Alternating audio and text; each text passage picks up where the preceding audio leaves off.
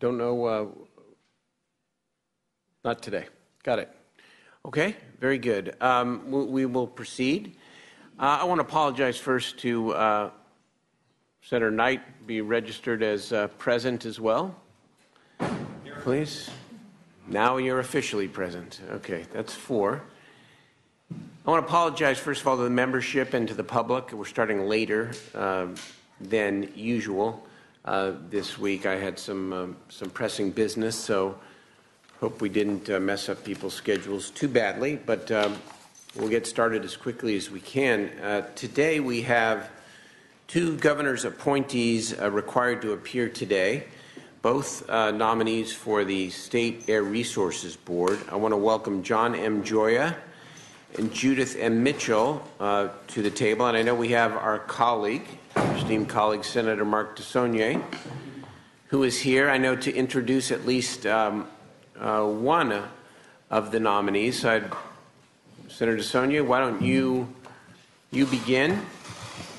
Thank you, Senator Steinberg, and I'll be very brief, and I don't want any of my colleagues to hold my friendship and respect for Supervisor Gioia against him.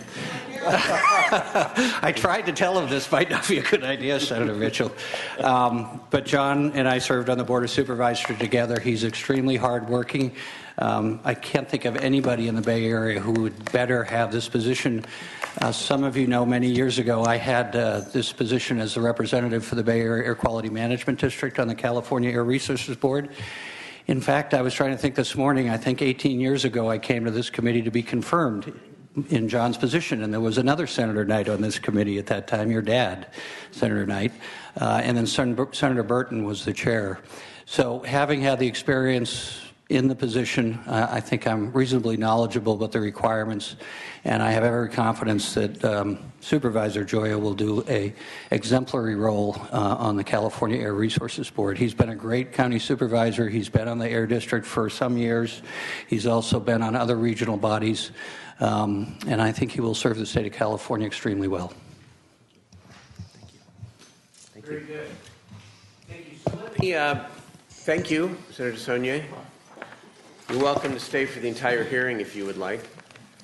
Maybe just for a little. It's our custom and practice, of course, here in the committee to welcome you and to invite you to introduce any family members, special guests, and then to make some brief opening statements, and then we'll have some questions. Thank you. Supervisor. Great. And is it count? Was Mayor? I'm Mayor Mitchell now. Mayor Mitchell now, just okay. Stepped up in December. Congratulations. Okay. Thank you, Senator Steinberg. Thank you, Senator Steinberg and members, for the opportunity to be here and answer your questions about the important issues facing the Air Resources Board. And I want to first start and thank my former Board of Supervisors colleague, Senator DeSaulnier, for being here to graciously introduce me. Many of us in the Bay Area appreciate his leadership and strong interest in making regional government more effective and more transparent. While we are losing him as our state senator, as you know, we look forward to him representing Contra Costa County in the United States Congress. Let me start by saying... No election speeches. Yes, no election speeches.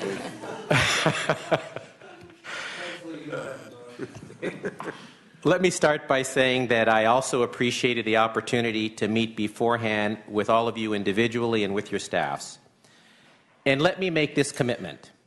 I will always be prepared to meet with any of you, your staff, and other members of the legislature to talk about any issues facing the Air Resources Board and to hear your input. I feel it is extremely important for ARB board members to have an open line of communication with the legislature and other state agencies. This interaction is vital to developing effective policies that have the broadest base of support. I would be remiss if I did not thank all of my county district office staff, and 2 of them are here today, Luz Gomez and Terrence Chung, for their hard work and dedication to the residents of Contra Costa. They help me to be more effective, and I would not be able to take on this extra responsibility of serving on the Air Resources Board without their diligence and responsiveness to my constituents in Contra Costa County. I am honored in the confidence Governor Brown has placed in me by appointing me to the Air Resources Board, and I am looking forward to continue working with my fellow board members and the dedicated and knowledgeable Air Resources Board staff to improve the public health and air quality of our communities and to help lead our state's efforts to address climate change under the mandate that ARB has been given by the legislature and the governor.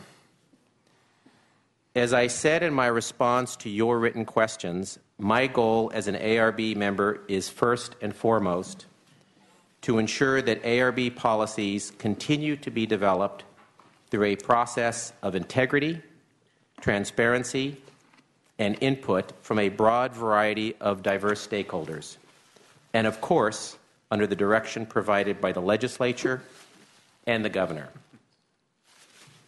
I will always have an open door to hear the concerns of those interested in and impacted by ARB policies. I intend to always carefully listen to the broad spectrum of stakeholders on all issues that come before ARB and reach a decision that I believe is in the greatest public interest in achieving our state's air quality and climate change goals as established by the legislature and the governor. So thank you again for the opportunity to be here and to answer your questions. Thank you very much, Supervisor Mayer. Good afternoon, Chair Steinberg and members of the committee. It is an honor to be appointed to the Air Resources Board by Governor Brown. This agency is charged with the very important work of regulating air quality and guarding the public health of the communities of our state. I recognize the importance and seriousness of this work as I undertake this appointment. I want to thank my own City Council, the other agencies on which I serve, including my colleagues at the Southern California Association of Governments, the staff and fellow board members of the South Coast Air Quality Management District, and the California Air Resources Board. I also want to thank the many stakeholders and members of the public who have shared their issues and concerns with me since my appointment. I look forward to working with them, with the legislature and other governmental agencies and organizations as we pursue common goals. My family has continuously supported me since I took public office for the first time in 1999 in the city as a city council member in the city of Rolling Hills Estates. And I want to thank them, my son Robert Mitchell, who resides in Salt Lake City, my son James Mitchell, his wife Kyra, and their children Kendra and Taryn, who reside in Seattle, and my daughter Lynn Hazelton and her husband Daryl, and their family. He spells it differently. But my daughter Lynn is here today with my granddaughters, her daughters, Sarah and Fiona Hazelton, who are 9 years old.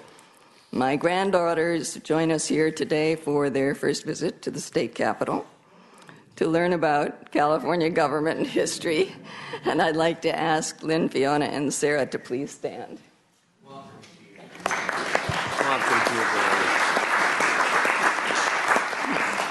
We always tell young people here that this is your building. You own this building, okay? So you're going to watch democracy in action, and sometimes it might be a little rough and tumble, and we ask hard questions and all that, but it's all part of the democratic process. Okay? Welcome. Thank you. Since the governor appointed me to the Air Resources Board in May of 2013, I have taken on these responsibilities with the philosophy I have embraced since I first took public office, to keep an open door policy, to listen carefully to all who speak, and to consider all viewpoints. I strive to reach decisions that are well-reasoned, balanced, based on reliable facts, sound science, and careful preparation. Thank you very much for the opportunity to be here today to discuss the work of the Air Resources Board and my qualifications to serve. I appreciate your time and consideration, Senate confirmation is an important part of the public process to ensure that appointed officials are prepared to advance the goals of the state. And I look forward to answering your questions. Thank you. Very good. Thank you to both of you. I'm going to turn it to Senator Lara, but I just sort of want to frame the questions, at least some of my questions here. Supervisor Gioia, I think in your opening statement you talked about communication and collaboration between the legislative branch and the ARB, and I actually, is my opinion, don't think that's an issue. To me, there's a broader issue which I'd like to explore here today through our questioning, and that is the legal roles and the respective duties of the legislative branch of government and the ARB, because I think that's where there needs to be real. I don't worry about you picking up the phone or us talking and having a nice relationship. It's who is responsible under our laws and system of governance for the various aspects of climate policy as well as the other areas under your jurisdiction. So that's just my preview. That's not even a question. I'm gonna turn it over to Senator Lara first here. Thank you. I appreciate the time we spent talking about several issues. I have a pair of questions for both of you guys on separate topics. I want to start with Supervisor Gioia. I know we had a conversation about Richmond, an area that you represent in the county, and it's a community that is highly impacted by pollution, and this is very similar to the communities that I represent, communities that are disproportionately impacted by poor air quality from ports, railroads, refineries, and diesel emissions. As a member of the ARB, what do you see as the biggest challenges to tackling pollution, in particular in these sorts of communities? Thank you, Senator Lara, for the question. I appreciate we do share very similar communities, and I always think first it's important that under all policies that we consider at the Air Board, whether it's designing sustainable freight strategy, whether it's looking how to spend cap and trade revenues, that we understand it's important to achieve multiple benefits from any investment we make. So when we're spending cap and trade revenue, we understand the importance of reducing greenhouse gas reduction, but doing it in a way that improves the public health of communities by reducing toxic air contaminants, by including the ability to help the economy. So I think the multiple objectives are key in any area of limited resources. So the goal that we spend 10%, for example, of cap and trade revenues in disadvantaged communities and 25% to benefit those communities, I see as a floor, not a ceiling. Absolutely. And that we look at how we make investments in those communities to meet our federal and state regional air quality standards, improve the public health of those communities, help the economy of those communities, and reduce greenhouse gas emissions and fight climate change. I think all of those are important. I think about it from that lens. So that's how I start. And I do want to say, in addition, that a lot of the work that Air Resources Board is doing on climate change is, I think, also recognizes that there's other regulatory work going on. And in just last month, the board did declare as a top priority the need to develop a sustainable freight strategy throughout this state. Communities like Richmond and Long Beach and Los Angeles, around ports, around rail yards, will benefit from that effort so we can understand how to reduce diesel emissions as well as reduce greenhouse gas emissions. Thank you. I really appreciate your comment in terms of the funding being a floor. Yes. Because I think this is where, thanks to the account viral screens now, we know where these communities are. We know how they're being impacted, and where, quite frankly, the majority of the funding needs to be appropriated to. Right. And so that's very important for me and something that I will continue to monitor. But I appreciate you understanding that has to be at a very minimum in terms of what we spent. In your response to the committee, you mentioned that the Bay Area AQMD has focused on reducing diesel particulate emissions from trucks, rail yards, and ports. Specifically, it has contributed towards the replacement of old diesel trucks at the Port of Oakland. It's something I'm very interested in down in the Port of Long Beach and Port of LA. And it funded a pilot project to replace highly polluting old diesel locomotives. How can you translate some of this work you have done in the Bay Area to the statewide focus of the ARB, and how will your experiences on these issues guide you at the ARB? Right. And let me start by saying I do think in the case of both of us, since we come from local air districts, we've both built up knowledge about how local programs work and can seek to apply that at the state level. So first, one, I talked about the sustainable freight strategy. I think there's an opportunity through that to explore a broad variety of strategies to quicken the process to replace the old diesel trucks. And you know this well, that 75% of the diesel emissions in the state are from freight. And that is among the most toxic emissions that affect people's health. So looking at how we do it in the sustainable freight strategy. And second, Air Resources Board has already been implementing a very comprehensive truck replacement rule. And it is helping also small truck operators with seeking financial assistance to get those trucks replaced. So both through the diesel truck rule and the freight sustainability plan, I think those are two good opportunities for us to be able to try to quicken the process to replace the old diesel around ports, around rail yards. You mentioned the sustainability freight strategy. Yes. What is that strategy, and when do we expect it to be released? So I think what's really unique here is that all the members of the Air Resources Board felt that this was high enough of a priority for us to use our informal as well as formal authority to bring together the stakeholders around this state, ports and businesses and industry and health groups and social justice groups, to really understand how we can devise a freight strategy in this state that keeps our ports competitive, that gets goods to market, that improves the health of communities around these ports. Because in a sense, these communities are paying the price of getting these products across the United States and to market. So we believe this will be a long-term process. It'll start, we just passed it in last month, and it will take time to bring together stakeholders. It'll take a year or more for this process to work itself out.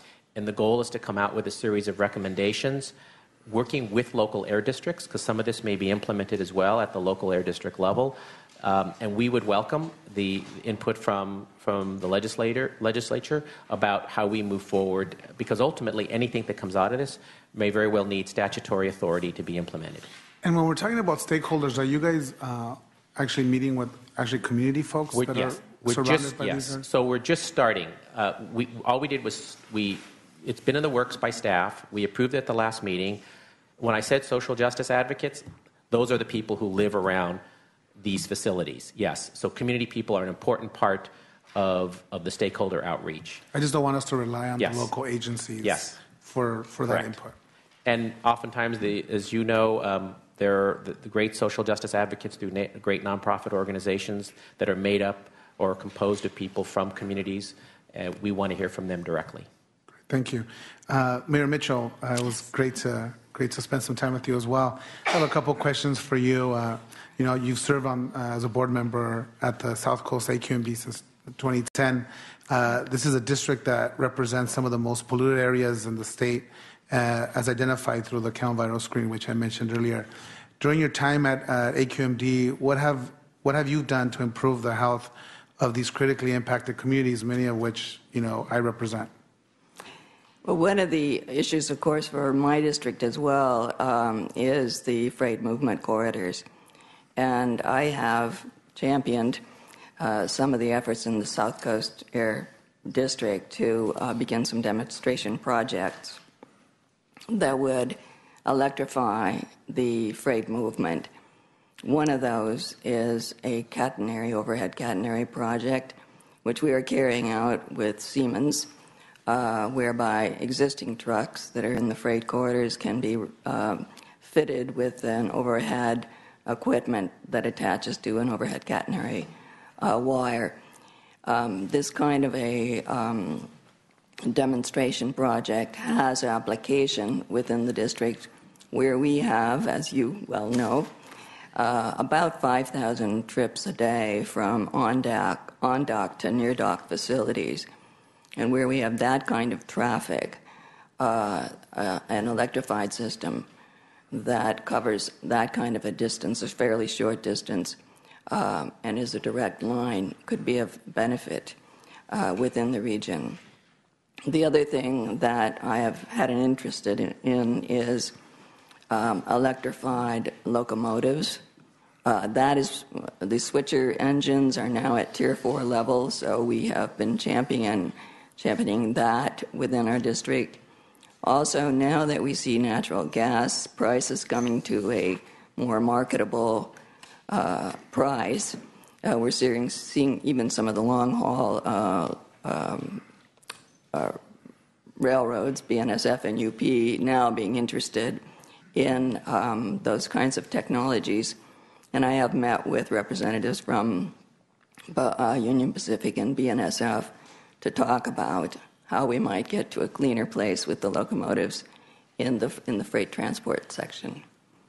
Thank you. You know, we had several conversations about the 710 freeway.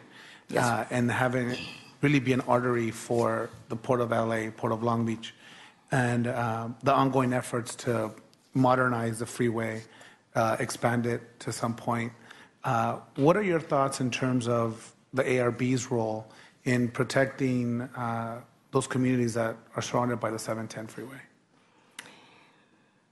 Well, I mean, one of the problems with the 710 freeway is the funding issue, and that's, as you know, an issue across the state when it comes to our highways and roads and transportation facilities. So what I think might be done, and this could be accomplished through cap-and-trade revenues, those revenues can be used to electrify transportation because that does reduce greenhouse gases. At the same time, you get some co-benefits in reductions of criteria pollutants and air toxics. We've talked about a dedicated freight corridor along the 710, and there are funding issues as well as operational issues on how that could actually be accomplished. But I have some imaginative ideas on how we might work toward that end. But the practical operational aspects of that need to be explored. Thank you. You did mention mobile sources of pollution, which is something that I think we really haven't addressed appropriately given black carbon, soot, and all these other mobile sources that really contribute at a higher level to global warming. Do you think more could be done by the ARB in terms to address these issues, maybe through the scoping plan, or is there plans to address some of these important issues that we know are the direct cause of global warming and are more impactful to the health of humans? We know that mobile sources, I think the statistic is, could contribute about 38% of the greenhouse gases in the state. And so that's one area that we definitely need to be working on. ARB has several programs that work on mobile sources. There's the Advanced Clean Cars program. There is the truck and bus regulation, which requires older trucks to be turned over into newer diesel, or newer, cleaner diesel, or cleaner types of engines. And it's phased in over a period of time. So that is another program that has very promising results for reducing diesel and emissions. Those are two programs on mobile sources. The other things that ARB has been working on is the shipping low sulfur fuels as they come into the ports, reduction in the sulfur content of fuels. And the other thing that has already been accomplished, or I believe, or at least is in the works, is that ships, when they pull into the ports, that 50% of their visits to ports have to be onshore power. Yeah, more work needs to be done to create the infrastructure that allows that to be expanded, but we're in the process of doing that as well. Okay, great. Thank you. Appreciate your answers. Yes. Senator Mitchell. Thank you very much. Good afternoon again. Good afternoon. First of all, let me say that I'll be very interested in hearing your responses to kind of the framework question. Do you want me to go first? Pro tem We'll let you close it out. Okay, that's Those are good. those are the tough ones. I'll obviously be very interested in hearing your response to this whole notion of kind of jurisdiction, because I think, in the questions we've asked, or will be asking, it's lots of, our expectation of you to make life better in California. So hearing this dialogue around jurisdiction, I think will be very intriguing. Just a quick statement, in following up on Senator Lara's point, I'm a second-generation native Angelino, so I grew up in LA where I remember more smog alert days than not, quite frankly, growing up in elementary and middle school. And clearly, minimally in the last decade, we've come a long way to improving that. However, in a recent board meeting, you did hear that 1/3 of the state's population still live in communities that where the air quality doesn't meet the basic federal health standard, which is such a core environmental justice issue, if I ever heard one. Basic federal health standards around clean air. So I'm hoping that that's an issue that you all will continue to put at the forefront of your deliberations, as you talked about a pilot in response to Senator Lara. But just recognizing that, like I said, I think that's a basic core fundamental right that every Californian should have, knowing that they live in a community where they and their children can have an expectation of air that meets basic federal requirements. I'll move on very quickly. Mayor Mitchell, in our conversations, you talked about your vision around the board having good collaboration, both regionally as well as between a variety of agencies. And so in keeping with that, the residents of disenfranchised communities often don't have access to private transportation and rely, therefore, on public transportation, which many of these communities lack sorely, both urban communities as well as rural. What efforts do you think are appropriate for the board to take to support public transit, particularly in those communities with the highest need? Well, one of the items that we've seen very recently with the release of the budget expenditure plan is monies that will be are proposed to be allocated to sustainable community strategies. And while we agree, I think, that isn't enough money, it provides an avenue for creating communities that are near transit-oriented stations and creating affordable housing in those areas. And I think that's a great opportunity for us to pursue. Again, as I said, the funding, I believe $100 million is what was proposed in that expenditure, and that's not a lot of money when you're talking about transforming communities and building transit systems. But in my area in Southern California, we are very challenged to build a transit system that meets the needs of all because of the way that area developed over the many decades. But I think certainly that is one avenue, one pathway to address those issues with our disadvantaged communities and improving the transit. And cap and trade monies can be spent for electrifying transit and bringing that opportunity to our disadvantaged areas. In keeping with that, a question for both of you. What is your view of the cap and trade investment plan in the governor's budget? We had a conversation about areas we thought that were under-resourced, but if you could just share with us your overall view of the budget and if you believe that there are areas that are particularly important to your work in terms of investment. First, let me say, we respect that this is a budgetary process. It's going to go through the legislative process, so ultimately it may change.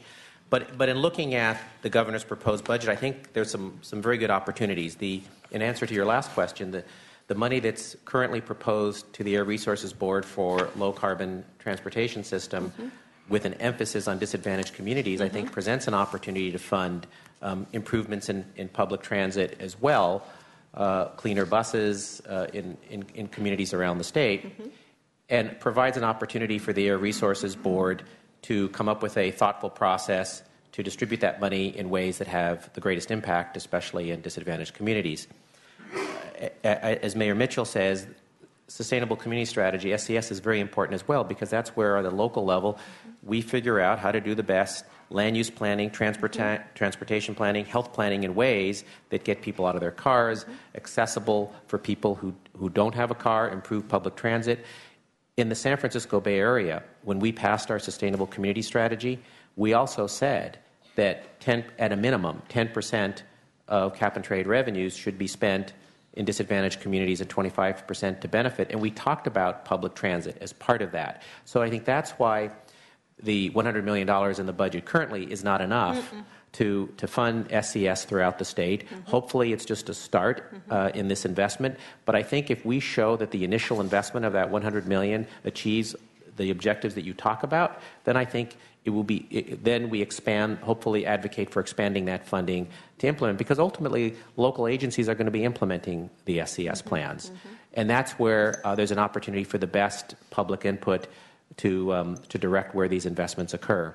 So in both those areas, the low carbon transportation as well as the $100 million for SCS, I think are good opportunities. I do think more funding for energy efficiency improvements that will also predominantly occur in disadvantaged communities have a chance to result in multiple objectives: improving the housing stock, lowering energy use, reducing greenhouse gas emissions. There's not enough in the budget for that as well, and there's an opportunity for local government to implement those programs. So hopefully we'll see more of that in future years. And just one minor change. I specifically use the term disenfranchised communities, because those are communities that have not had access or input into the decision-making process, in addition to being disadvantaged. So I think I would hope that we'd be mindful to the resource allocation and making sure that those communities are engaged in the process and the decision-making. So I just wanted to make that. And I appreciate that the EnviroScreen tool has identified those communities around the state. And as I understand, there can always be fine-tuning of that EnviroScreen tool, but at least it starts us down a course to objectively identify, as you say, those communities that are most impacted, that deserve those investments. Mayor Mitchell, anything you want to add on your opinion on Captain? I will mention that to some extent I agree with the Supervisor Gioia. I think low-carbon transportation is a very important part of this proposed budgetary process, because, again, we can achieve, co-benefits with reaching toward cleaner transportation modes, and so we can reduce air toxics and criteria pollutants as well. And I do think, with respect to the whole program of sustainable community strategies, we do have the pathway to reach those disenfranchised communities. I serve, as I mentioned earlier, on the Regional Council of the Southern California Association of Governments, and those areas all have representatives on that regional council, either through the regional council or through the policy committees of that metropolitan planning organization. So there is that direct representation for them to have a voice in how those monies are spent to benefit their communities, and I think that's a really important process. The other thing that Supervisor Gioia mentioned that I think is important is energy efficiency, that there are opportunities to benefit our disenfranchised communities with energy efficiency programs, and those become ever more important as we're facing challenges with the energy supply. And just final question, if I may, Mr. Pro Tem. Both of you were appointed about 9 months ago, give or take, and I would assume coming in, given your representation of both the Bay Area Air Quality Management District and the South Coast Air Quality Management District, when you were appointed, you had a vision, or you had a kind of a goal in the back of your mind in terms of what you'd like to accomplish. Were you successful? And if not, what was the barrier? What was the one thing, in the back of your head that you thought, I'd really like in my first year to be able to... You're going to go first. I think she called out the Bay Area. To score this win for my community, for the state. And what was it, and did it work or not? First, let me say we're all hopeful that our term will last longer than 9 months to be able to carry out this vision. Let me start by saying the Air Board's plate is pretty full. So it's not about adding new projects, right? For me, there's several things. One, it's about ensuring that there's a linkage between the work that we're doing in the region and in local government and the state's policy. I spent a lot of time, just like Mayor Mitchell in her region, on attending regional government meetings, Association of Area Governments, the local air district, Bay Conservation Development Commission. And I think there needs to be a stronger linkage and nexus between the policy making at the regional level and the policy making at the Air Resources Board. They complement each other. So I one, look for that. Two, I have to say, I do believe that the Air Board's decision to embark on developing a sustainable freight strategy is really a milestone, because it's going to be a long, thorough process about how we invest in this state's economy while improving public health. And local air districts have a real opportunity to implement many of these programs. So I actually think that was a win. But I think ultimately the linkage between the policy making at the regional and at the statewide level, and as we implement cap and trade, how to continue, for me, sort of a win is achieving four things. That with every investment, we're improving public health, we're addressing climate change, we're meeting our federal and state regional air quality goals, and we're improving the economy. And so that, to me, is a win. So rather than be an issue, this is the way I would look at it across all issues.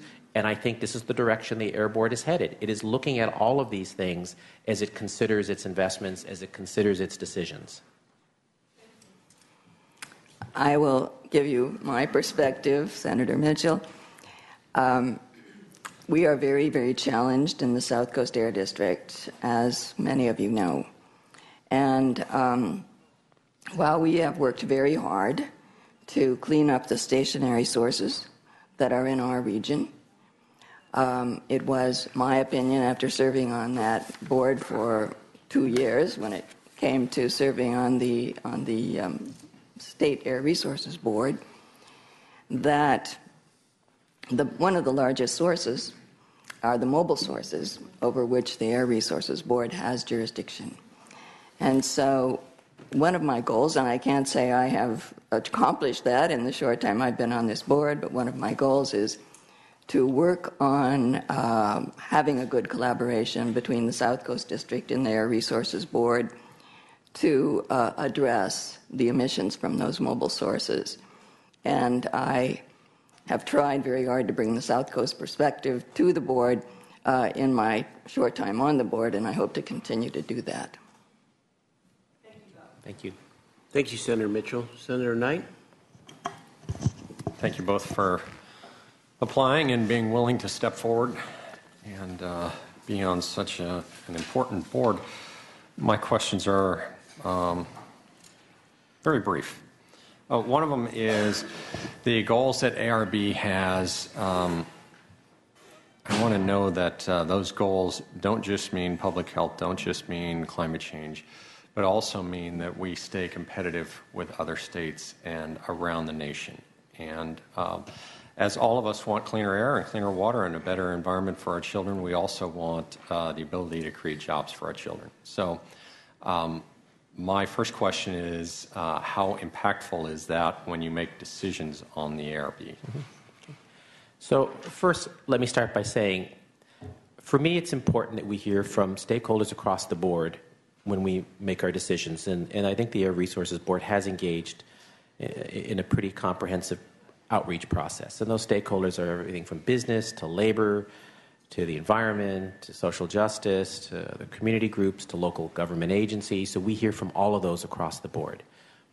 In addition, every time the Air Resources Board considers a regulation, it does an economic impact analysis. So just like the local air districts, so we can understand not just the environmental impacts, but the economic impacts of our decision. And I think that is important. It all has to be a balance. And remember earlier I said we're starting to develop a sustainable freight strategy. And one of the things I said is has to ensure that our ports remain competitive. That's important. So I think we can achieve our public health and economic objectives. It is a balance, it's a trade-off, but we can achieve both. And our goal is to continue to position our state to be competitive, not just here in the United States, but across the globe, because more and more we're competing with other metropolitan areas around the world. So I think it's our goal to achieve all those objectives. So we understand the economic impact when we make decisions, and I think that is an important component. And I have to echo what Supervisor Gioia has said.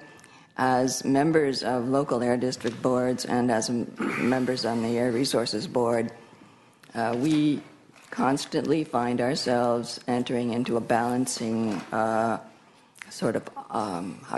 strategy when we consider what is before us. We are looking at how does that improve the air quality and improve public health on the one hand, and we are looking at how it may impact the economy, businesses, jobs, and industry on the other hand.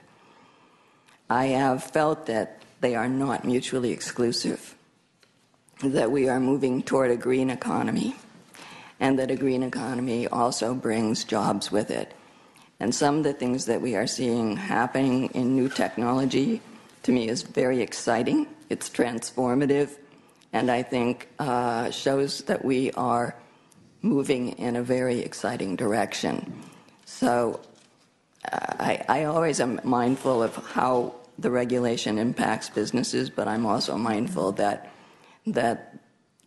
in making the decisions I make them for my granddaughters who are here and for future generations.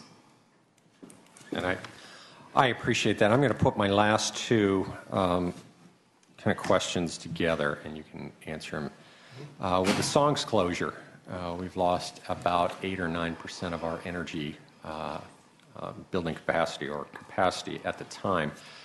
How do you see this affecting us in the future? How do you see us replacing this? Do we need to replace it? And if so, is there a percentage that we see that we can replace with renewable, or do we have to go to something that is going to be a peaker plant or a burning plant? My second question, so I can get them all out. Okay. There's been a... Never mind. Excuse me. There's been a discussion over the last few years, at least as I've been here, that ARB might be an elected board. Do either of you see that now, not after this, that you might get confirmed, that you probably wouldn't agree with an elected board the day after you get confirmed, I get that, but could you see the need for that, such a large, expansive board like ARB having to be committed to a voting public instead of 40 of us and one governor? Well, let me answer your first question first. We have recognized that the loss of the San Onofre nuclear plant presents substantial challenges. We look at that by balancing air quality on the one hand and the need for a safe, reliable grid on the other hand. As you are well aware, the Energy Commission and the Public Utilities Commission work together with the Energy Commission providing the permitting and the Public Utilities Commission deciding on the long-term procurement plan. And as I understand it now, they will be the agencies that make some of these decisions in collaboration with the Air Resources Board and the local air districts. Right now, the first order on the long-term procurement plan is preferred resources, and that includes energy efficiency, demand response, cogeneration, distributed generation, and very importantly, renewable sources of power. So then I think after we have looked at those preferred resources, there will be a decision made whether those can satisfy the needs and provide the needed grid reliability. And we'll be working on that as we move into this process. Do you want me to answer the second question? Sure. All right, I'll go with that. I think that's an interesting idea, that you would have all of the members elected. I mean, it would be interesting to see how that election how it is structured, whether the people come from particular districts or how it is done. I would say that right now the Air Board operates in a way that I think is representative across the state. You have members that come to the Air Resources Board from particular air districts. And I want to say also that the kinds of issues that we deal with on the local air boards and on the state Air Resources Board are very complex. And there's always a history to those measures and regulations that we deal with. So I think that you would need that continuity in people that come to the board, that they represent, that there's some representation of air districts who are handling the local issues on air districts. So no to elections. I want to speed this up a little bit here, okay? No to elections. Is that? No elections? I'm sorry. Sorry, I'm trying to want to move it along here a little bit. I just think do you support the ARB members being elected? I think that's what Senator Knight asked you. And my answer would be no. I think the system is working as it should now. Good. And my song's answer will be briefer because this is an issue that, of course, Mayor Mitchell gets to spend a lot of time on in her role in the South Coast Air District. But what I will say from an ARB perspective, it is about considering issues of reliability, environmental goals, and the impact on the ratepayer. So for ARB, which doesn't have any permitting authority, ARB does consult with the other state agencies on issues like this, and the ARB goal would be to try to replace it with renewable energy. That may not always be possible. That's something that the South Coast Air District will look at. But from a statewide policy objective, again, balancing reliability, the environment, ratepayer impacts, to the extent renewable energy can be used, that would be the best. The other point on elections, let me just say, both of us are elected. I can tell you, if we make a decision that is unpopular at the Air Resources Board, I'm sure I will hear about it from constituents in my district in Contra Costa County. Not everyone is elected. Not everyone a number of us are, so they will hear from us. I think it's a good mix of how we have the balance between the different regions of the state, the different types of membership. Thank you. Did that answer the question? Thank you. Very good. I just have a few myself, and maybe to get back to sort of where we started here about the relationship between the ARB and the legislature. And I don't mean, again, the personal relationships or the communication. I mean the legal authority here. And this question, in some ways, is coming right to the forefront, maybe sooner than later. There's a lot of talk, and I think very positive talk, about extending the 2020 climate goals to 2030 and 2050, and setting targets commensurate with the need to continue to take more and more dramatic action to improve our climate. And my question to you is, do you believe that setting those targets should be a legislative act or an act that is performed by the appointed membership of the Air Resources Board? So it is clear that the Air Board's responsibility is to act with the authority that is given to it by the legislature and the governor. And as you know, the new draft scoping plan is out, which identifies, as you say, the need to set midterm goals. It does not set a goal, but the climate science tells us we need to be more aggressive in meeting the 2050 goal. So the role of the Air Board is to make recommendations to the legislature and the governor. It does have authority to continue and maintain the 2020 reductions beyond 2020, not to change the standard, but to the 1990 levels, continue past 2020, which itself could be a challenge because with population growth, with new sources of emissions, with possibly not getting effective performance out of some of our strategies, we're going to need to keep to have actions to keep the 1990 levels in effect after 2020. It is unclear whether the Air Resources Board can set other standards, but that is why the scoping plan identified the need to set the target, identify the science of what the discussion has been to achieve progress against climate change, but didn't set it. And I think that is a key discussion point, and hopefully the hard work and professionalism of the Air Resources Board will help inform the legislature and the governor as it looks at considering that and setting a statutory standard. But so you, in summary, you say you believe that the legislature and the governor ought to set the 2030 and 2050 targets. That the Air Board could make recommendations to that target based on good science and policy discussion, but ultimately it appears, because it's a little unclear, it appears that the legislature and the governor have the specific authority. Some will argue, right, we've heard that some will argue that the Air Resources, people outside the Air Resources Board argue that the Air Resources Board may have that authority, but clearly this shows why it is important to work with the legislature and the governor. And so I think the Air Resources Board making good recommendations based on science and policy discussions, and which is addressed in the scoping plan. Thank you, Mayor. I have a short answer. It's a legislative act. Thank you. Appreciate that. Being from the legislature.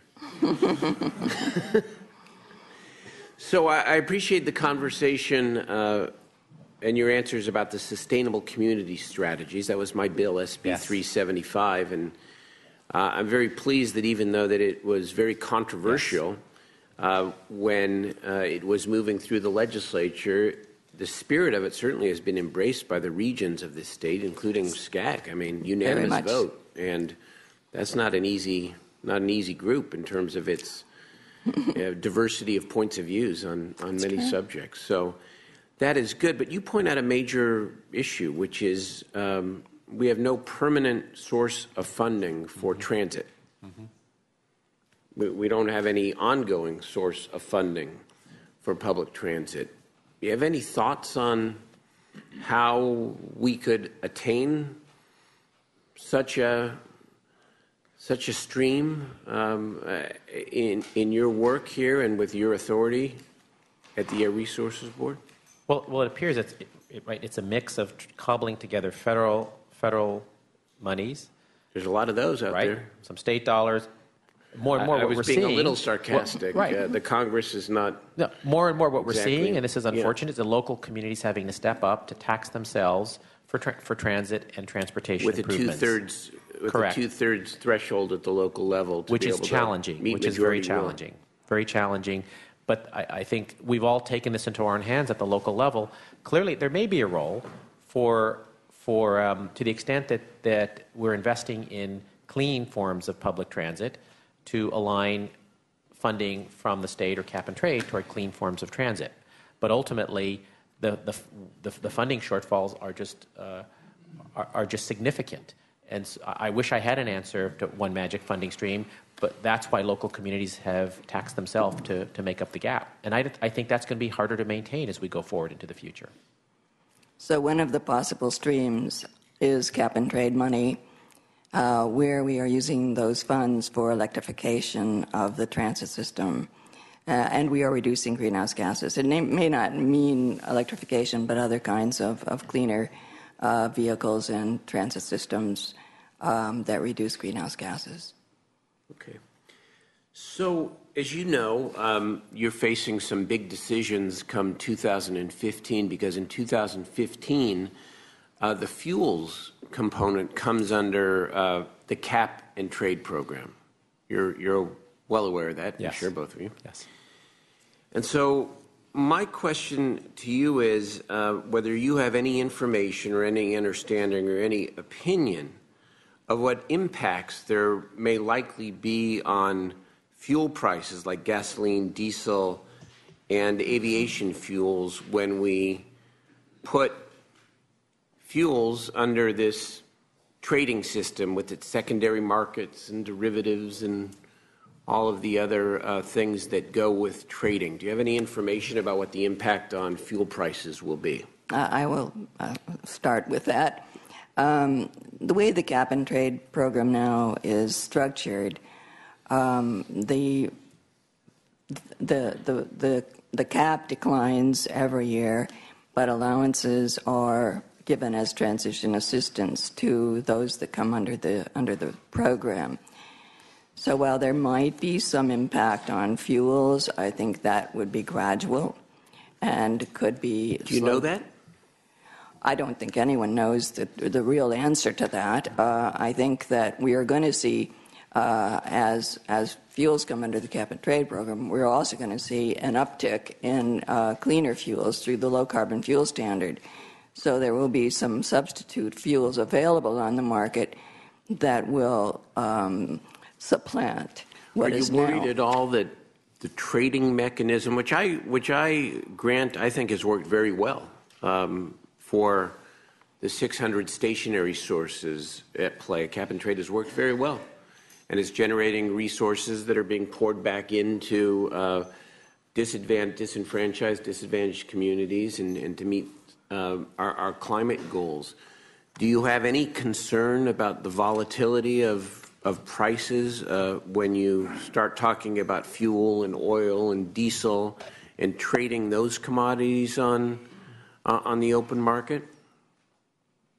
Well, there's obviously concern over volatility. I think that when fuels come within the cap-and-trade program, it would be one of those situations where the Air Resources Board would need to monitor that closely to pay attention to what is happening to determine if there are increases that are attributable to the cap-and-trade program. Mr. Gioia, Supervisor. So I think you raise an important issue and one that deserves some discussion and understanding. And the one thing I've learned coming from Contra Costa and being on the Air Resources Board in the Bay Area where there's 5 oil refineries is that price volatility for fuel is affected by so many things. As you know, a refinery can have a maintenance turnaround and shut down for a few months, and that affects the price of fuel in Northern California or in California, or what happens on the world markets. So I think it's first important to understand that many things, and I'm speaking to folks who know this, that many things affect the volatility of fuel prices. However, so saying that, go ahead. Okay, so saying that, one of the issues is with cap-and-trade and the low-carbon fuel standard, the whole objective is to develop alternative sources of fuel to create more consumer choice, and therefore it is believed in much of the research that will help control price volatility because you have more choices and alternative sources of fuel. But let me just add, the Air Resources Board does have an opportunity, as Mayor Mitchell says, to review cap-and-trade as it moves forward to adjust it, to make adjustments if there are larger increases in fuel prices than are expected. For example, ARB could take action to issue more allowances, which potentially affects the price of allowances and then indirectly helps with fuel prices. So I think this is an issue that the Air Resources Board is going to want to monitor. I think none of us want to see large increases in the price of fuel and volatility that affects our economy in a negative way. So we're aware of that. The question is, what's the best solution? Okay. Well, that is. And this isn't the place to necessarily have a full debate, but since you're going to be serving Yes. and are going to be responsible for that monitoring and the policy development administratively going forward, I think it's relevant. And I would respond to what you just said about there are many factors which influence volatility of oil and fuels. There's no question about it. But isn't it also fair to say that if you have 5 factors that influence the volatility or could affect volatility, that that adding a 6th or a 7th might make the volatility problem even more pronounced? Could, just like it could. So a carbon tax could increase the price of fuel and be an add-on, and fuel be still subject to volatile price changes. It just has an add-on with carbon tax. So I think the volatility issue is an issue even under a carbon tax as it is under cap and trade. So ultimately the idea here is trying to come up with the solution to minimize volatility, and one way to do that is the combined objectives of low carbon fuel standard and cap and trade are to develop alternative sources of energy of fuel that then reduce the volatility of petroleum. That's certainly one way. Right. When you talk about one way for the ARB to monitor the potential volatility of fuels is to issue more allowances, you mean issue more allowances for free, correct? So that from the reserve. From the reserve? From the cost containment reserve. Okay, and that assume that there will be enough reserve in Right. order to Right. give all the allowance necessary to prevent Right. the volatility, correct? Right. And that is why it is important to monitor this as it goes forward and ultimately still achieve the objective of alternative sources of fuel. And the ARB ought to be the ones doing all that monitoring. With what sort of legislative oversight or legislative partnership as you're monitoring this month to month? Currently, through the cap and trade markets, and currently through the link program with Quebec. Okay. Okay. Let's hear from witnesses in support of the nominees, please.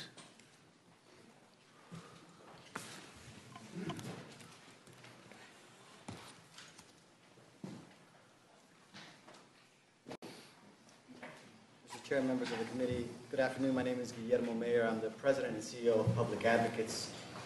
We're a 43-year-old civil rights organization dedicated to improving education, affordable housing, and public transportation in California. And one of our key priorities is to ensure that California's climate change laws benefit low-income communities of color who are on the front lines of California's climate crisis. This is why we enthusiastically support Mr. Gioia's confirmation. As a local leader, Mr. Gioia is known for his commitment to environmental justice. He represents an area that is very diverse in the Bay Area, an area that he grew up in. This is predominantly African American, Latino, Asian, and they have overwhelmingly re-elected him 3 times. These residents, 210,000 of them, live near the Chevron oil refinery, so they are the most vulnerable in the Bay Area to the causes and the effects of climate change and air pollution.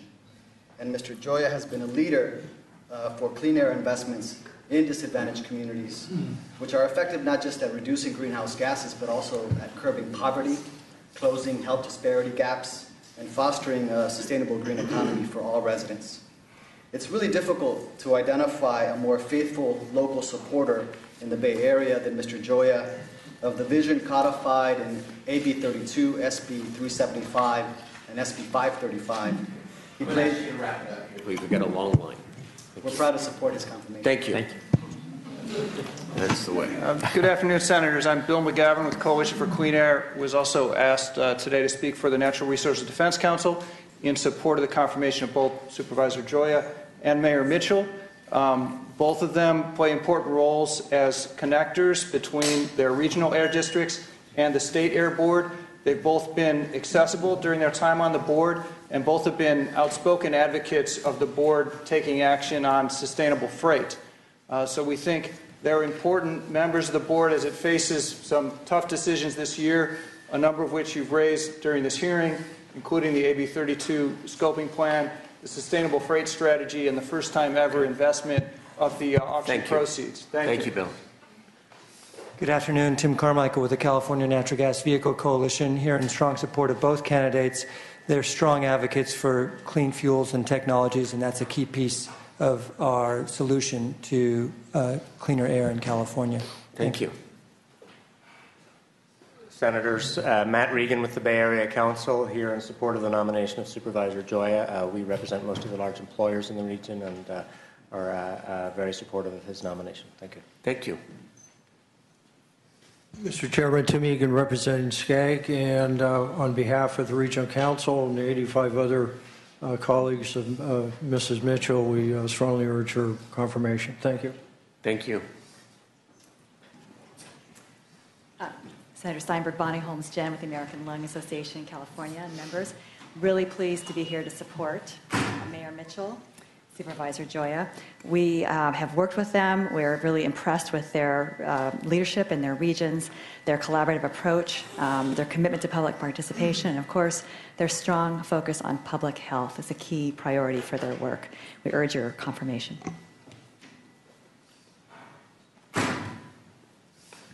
Andy Katz representing Breathe California, and I'm here to support the confirmation of Mayor Mitchell and Supervisor Gioia. Both are outstanding advocates for sustainable freight, protecting our climate and public health, and I'm impressed with the candor and detail that they've answered the questions of the committee.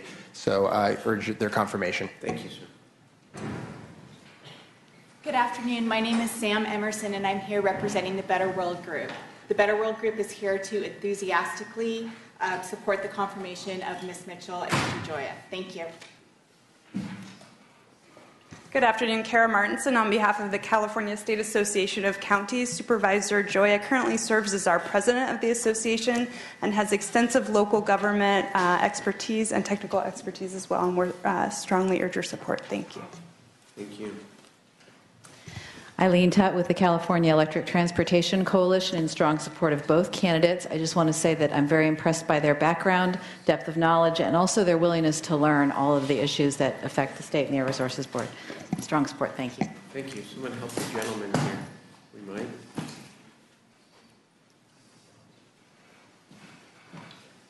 Yes, sir. Welcome.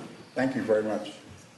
My name is Carl Anthony, and I'm representing the Breakthrough Communities.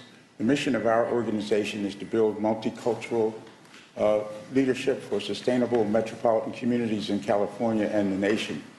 We're also a founding member of the Six Big Wins Coalition in the Bay Area. The mission of the Six Big Wins Coalition is to promote social justice co-benefits associated with the SB 375 program. And these co-benefits include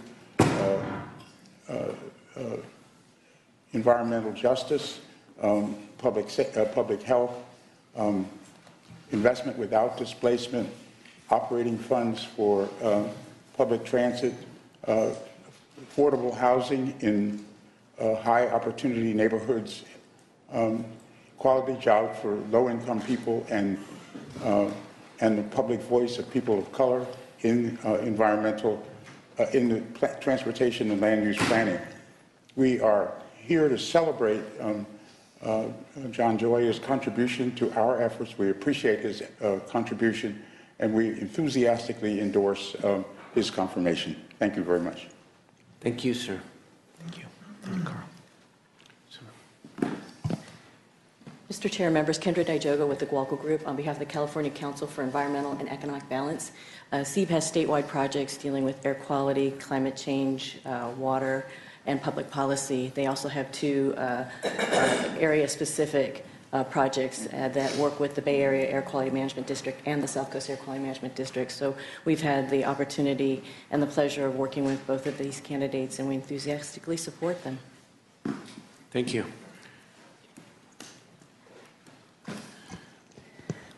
My name is Dr. Paloma Pavel, and I'm president of Earth House Center and a member of the Environmental Quality Commission of the City of El Cerrito within Supervisor Gioia's district. I'm also vice president of the League of Women Voters for West Contra Costa County and a visiting faculty at UC Davis Center for Regional Change. In this unprecedented historical moment of climate change, there is a need for a new kind of leadership. And Supervisor Gioia strongly embodies that leadership. He's a consummate community educator, a bridge builder across divides, a translator of policy to the community, a catalyst and an innovator. We are enthusiastic in supporting the presence of Supervisor Gioia on the Air Resources Board, and we are thrilled that he is someone who will take a stand, be accountable, take the heat, gather people across the divides, and help us to reimagine and build the next California that we all need. Thank you. Thank you so much for testifying. We appreciate it. Chair, members, Rachel O'Brien on behalf of the Union of Concerned Scientists. I'm here today to support both candidates. Union of Concerned Scientists believes they both have the skills, the expertise, and the commitment to both be valuable assets to the Air Resources Board, and for those reasons, we're in strong support. Mr. Chair and members, Rubika Subramanian here on behalf of Environmental Defense Fund. We're here very much in support of the confirmation of both of these members. Thank you so much. Are there any witnesses here opposed to the nominations? Any witnesses opposed to the nominations? Okay. What is the pleasure of the committee? Senator Lara moves the nominees. two very highly qualified and committed public servants who I've known for a lot of years in different walks of life. And I'm happy to support you. I will ask that you keep an open mind on how we get there. Climate issue is existential. I mean, there's no question about it. I mean, those who deny it now are in the minority of minorities. But we ought to have a healthy and open discussion about how we continue to get there. And it seems to me that we have a continued obligation to continue to build as broad a coalition as possible in support of more aggressive goals for 2030 and 2050. And I think the ARB has done a tremendous job with a very difficult assignment and gotten us to where we are now. But let us not be afraid together to ask tough questions and to have difficult conversations about the means to the end. That's all I want to say. Thank you. Support your nominations. Please call the roll. Senators Knight? No. Knight, no. Laura? Aye. Laura, aye. Mitchell? Aye. Mitchell, aye. Fuller? Steinberg? Aye. Steinberg, aye. All right, 3-1. Thank you very much. Thank you. And congratulations. Thank you.